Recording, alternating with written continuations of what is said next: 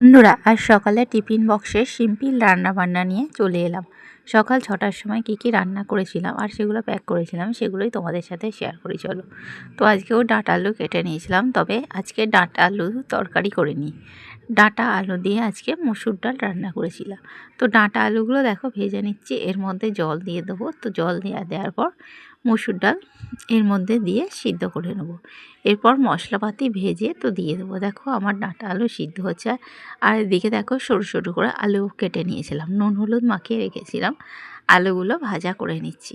তো আলুগুলো ভাজা করে নিচ্ছি দেখো। আর এখানে দেখো নুন হলুদ মাখানো আছে, মাছের ঝালও হবে এখানে।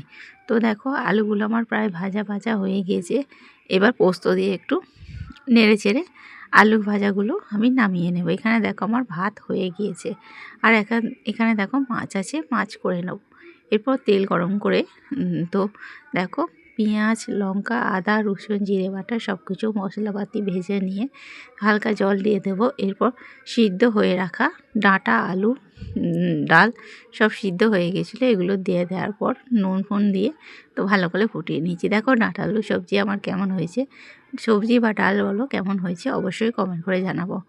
তো এখানে দেখো মাছও করে নেব। তো দেখো ভাতও হয়ে গিয়েছে। এগুলোই আজকে রান্নাবান্না করেছিলাম। আর দেখো এখানে আমার মাছটা ভেজে নিচ্ছি, বাটা মাছ। তো 2 পিস মাছ ভেজে নিচ্ছি সকালবেলা, তো পরে আবার রান্না হবে। তো মাছগুলো আমার ভাজা হয়ে গেছে। ভাজা হয়ে যাওয়ার পর এখানে মশলাপাতি জিরে আর লঙ্কা হলুদ আদা রসুন দিয়ে মাছগুলো একটু ঝাল করে নিচ্ছি। মাছগুলো ভেজে নেওয়ার পর দেখো মাছগুলো আমার ঝাল হয়ে গেছে। এটাই ছিল আজকের আমার সিম্পল রান্নাবান্না। কেমন লাগলো ভিডিওটি অবশ্যই কমেন্ট করে জানিও। যদি ভালো লেগে থাকে তবে চ্যানেলটিকে লাইক কমেন্ট ও শেয়ার ও সাবস্ক্রাইব করে পাশে থেকো বন্ধুরা। তো দেখো আমার লাঞ্চ বক্স রেডি হয়ে গেছিলো। ভালো লাগলে বন্ধুরা রান্নাগুলো বা ভিডিওটা তো চ্যানেলটিকে সাবস্ক্রাইব করে পাশে থেকো বন্ধুরা সবাই।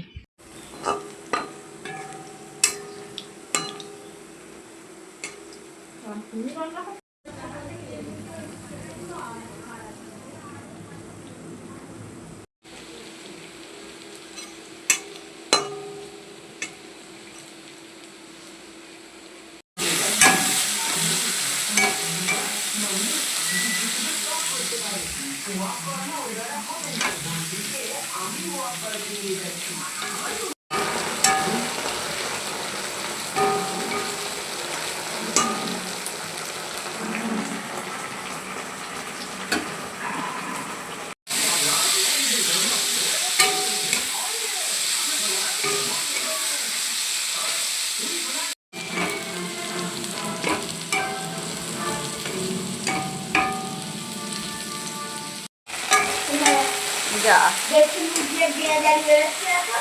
এ বাবা